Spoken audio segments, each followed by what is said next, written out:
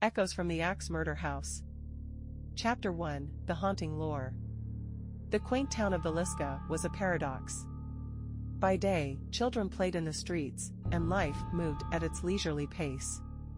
But as shadows lengthened, whispers of its dark past echoed through the night. Standing silent among the other residences was the Villisca Axe Murder House. Alexandra Alex Turner had always been drawn to the paranormal. The house's grim history, 8 souls brutally murdered in 1912, their killer never found, had intrigued her for years. Now, standing before its haunting facade, she felt an odd mixture of anticipation and dread. Chapter 2, Into the Abyss. Joined by a group of thrill-seekers, her skeptical brother Jake, history enthusiast Rachel, and amateur ghost hunter Liam, Alex ventured into the house. Every creak of the wooden floor and rustle of wind seemed magnified. The atmosphere was dense, suffocating, and pregnant with stories of the past.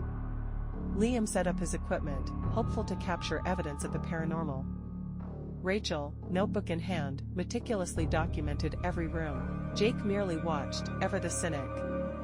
Chapter 3, Voices from the Past. Night enveloped the house.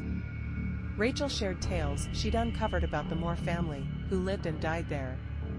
The children, their innocence shattered, the parents, whose lives were cut short, all victims of an unknown assailant's wrath. As the tales spun, the house seemed to respond. The temperature dropped, shadows flitted unnaturally, and whispers floated just at the edge of perception. Chapter 4, The Midnight Hour. Midnight approached. Alex, sitting in the children's room, felt a hand brush against hers, cold, fleeting, desperate. She gasped, shining her torch around, but there was no one. Downstairs, Liam's equipment buzzed to life. Electronic voice phenomena echoed through his speakers. Why? Why did he do it? Chapter 5, Revelations. In the living room, a dusty old photo album lay forgotten on a shelf. Rachel, ever the historian, carefully flipped through its pages, revealing black and white memories. A particular newspaper clipping tucked between pages caught her eye, a name not belonging to the Moore family. A potential suspect? A lover? A motive, perhaps? The group gathered around as she shared her findings. Henry, the article read, a drifter who'd stayed in Villisca briefly, known for his aggressive tendencies and rumored to have been involved with the Moore's housemaid. Alex recalled the cold touch in the children's room. Was it a plea to solve the century-old mystery? Chapter 6, A Dangerous Liaison. Jake, usually dismissive of all things paranormal, grew increasingly restless. He had brushed off the experiences as mind games until he saw her, a fleeting image of a young woman, her gaze forlorn, pleading. The housemaid? Was she reaching out to him? Drawn to the attic, he discovered letters hidden beneath loose floorboards, detailing a torrid affair between the housemaid and Henry. An affair ending in threats and despair when she discovered she was pregnant. Chapter 7, Breaking Point. Tensions mounted.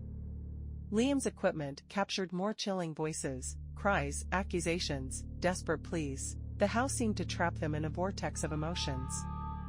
In a chilling moment, Alex and Rachel watched as Jake, entranced, reenacted a heated argument between Henry and the housemaid. The lines between past and present blurred.